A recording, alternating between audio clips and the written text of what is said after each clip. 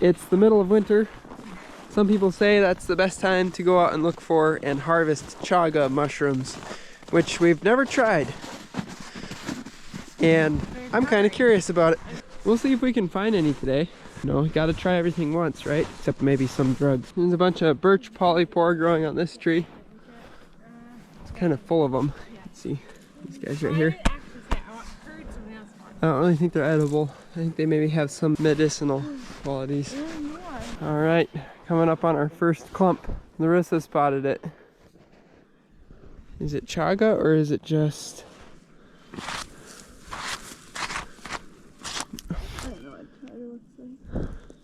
I'm gonna take this knife here and see if cutting this, if it's really orange underneath. Or if it's just wood.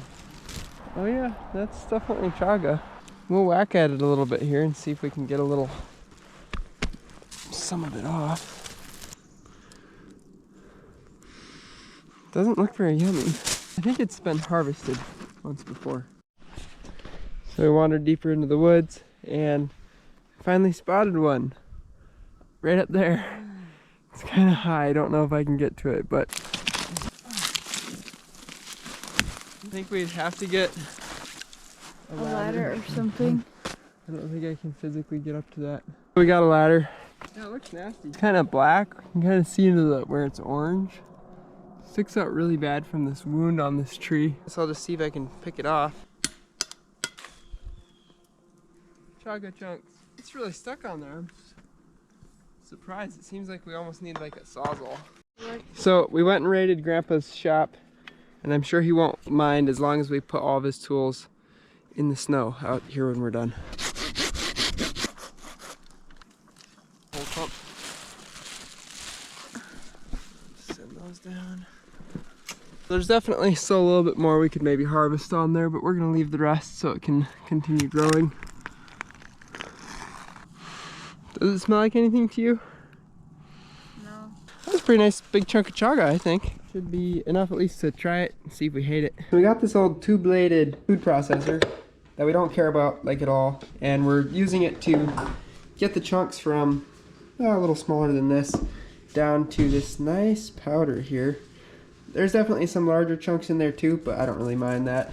We're gonna do what most people do and take this big clump, wrap it in a towel, and just crush it up with a hammer to get it down to small enough pieces so that they don't wedge between the wall and the blade on this food processor, which is kind of the problem I was having when I threw some larger chunks in.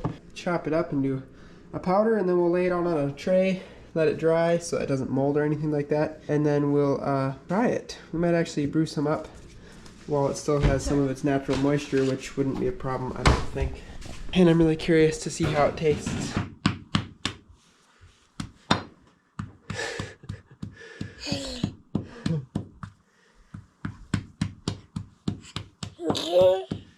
Yep, we're making little chunks. All this stuff just looks so yummy to you, doesn't it?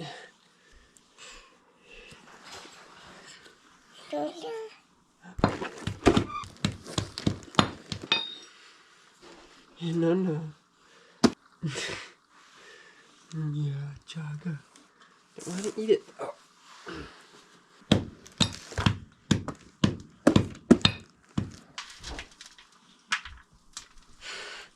No.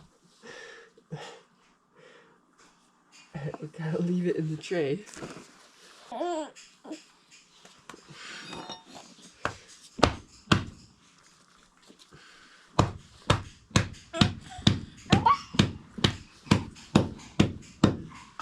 might have to take her upstairs or something so that she really just wants to get all those nutritional benefits of the chaga.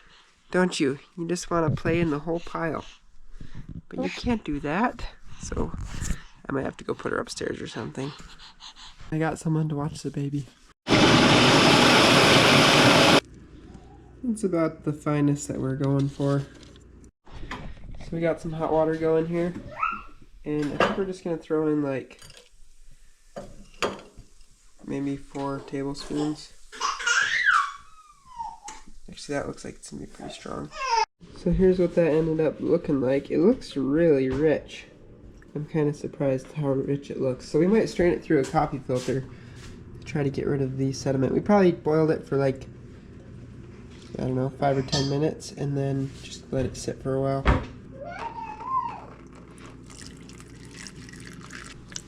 It smells like a birch tree. Here you go. And it's so rich looking. I know, it looks so dark. Here we go with our first tastes of chaga.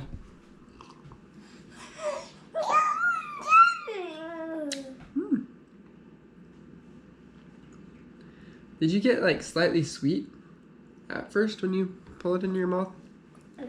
Not like really sweet, but it's not like super strong. It's like slightly.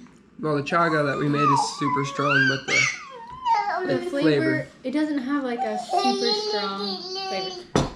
But it's just kind of like a bite of potatoes, I really.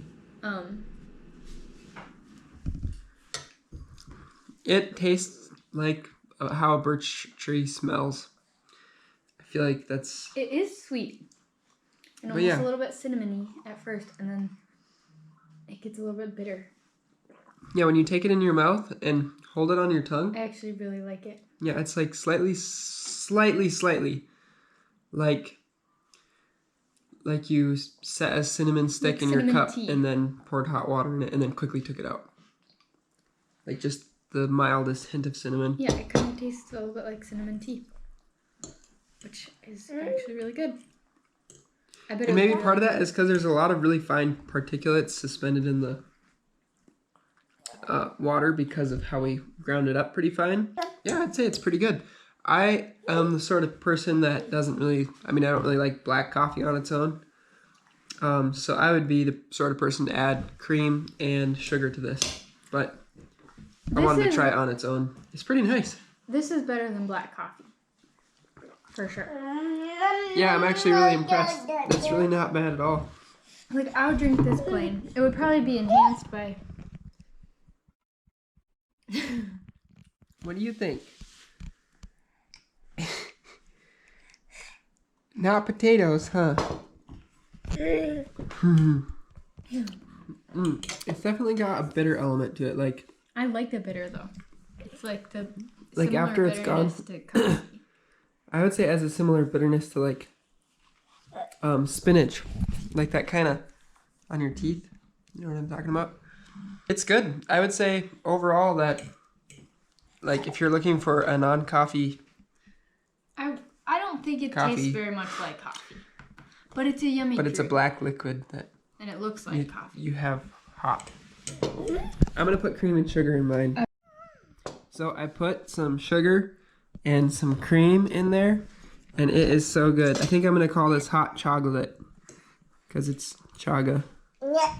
It's pretty. Like I put quite a bit of like sugar and cream in it, but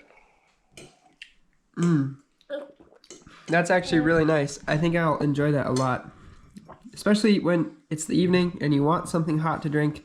But you don't really want something as light as tea, and you don't want coffee because you'll be up all night. This is the answer. That is good. So anyway, I just had to add that because it made such an improvement in my mind. You might even get to have some someday. Yeah.